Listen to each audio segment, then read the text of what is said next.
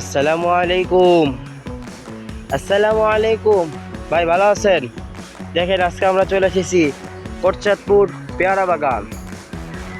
দেখেন পেয়ারা গাছগুলো অনেক ছোট ছোট, অনেক পেয়ারা, এতে অনেক পেয়ারা ধরে।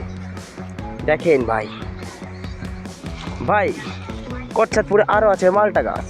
দেখেন কি সুন্দর সুন্দর মালটা গাছ। ওই যে ওই গাছটা দেখতে পাচ্ছেন, ভেঙে একটু বেঁকা হয়ে গেছে। এই দেখেন মালটা, এখনো মালটা ধরেনি, মালটা ধরার সময় আসেনি। তারপরে আরও আছে কলা গাছ।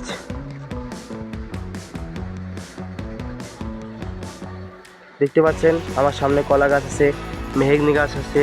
এখন রোদের ছায় খুব সুন্দর একটা দৃশ্য। এখানে আনুমানিক কেউ নেই।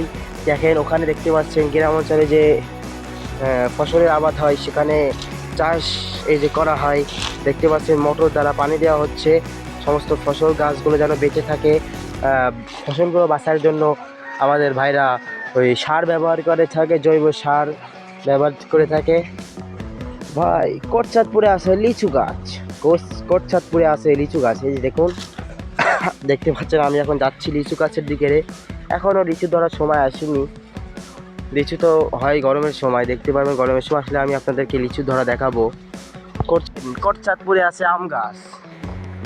এটা হচ্ছে আমাদের ফজলি আম, বিভিন্ন আম গাছ। এখন রোদের ছায়া আমরা ভালো করে দেখতে পাচ্ছি না। দেখেন এটা হলো আম গাছ।